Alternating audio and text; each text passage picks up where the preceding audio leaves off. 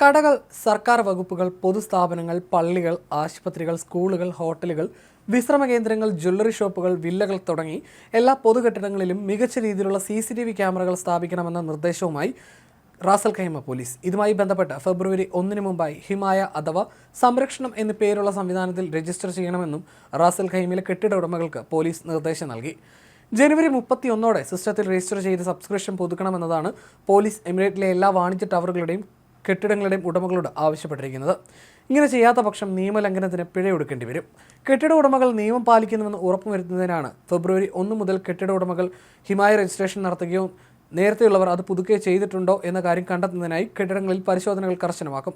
നഗരത്തിലുടനീളമുള്ള വിവിധ സ്ഥാപനങ്ങളുടെയും കെട്ടിടങ്ങളുടെയും കൃത്യമായ നിരീക്ഷണ ദൃശ്യങ്ങൾ ലഭിക്കുന്നതിന് വേണ്ടിയാണ് നേരത്തെ പോലീസ് പദ്ധതി നടപ്പിലാക്കിയത്.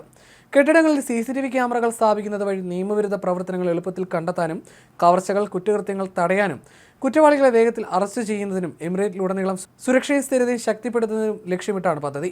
എല്ലാ CCTV ക്യാമറകളും ഗുണനിലവാര മാനദണ്ഡങ്ങളും പാലിക്കണം. നല്ല കൃത്യവും വ്യക്തതയുമുള്ള ദൃശ്യങ്ങൾ നൽകുന്ന HD ക്യാമറകൾ തന്നെ ആയിരിക്കണം സ്ഥാപിക്കേണ്ടതെന്നുമാണ് പോലീസിന്റെ നിർദ്ദേശം.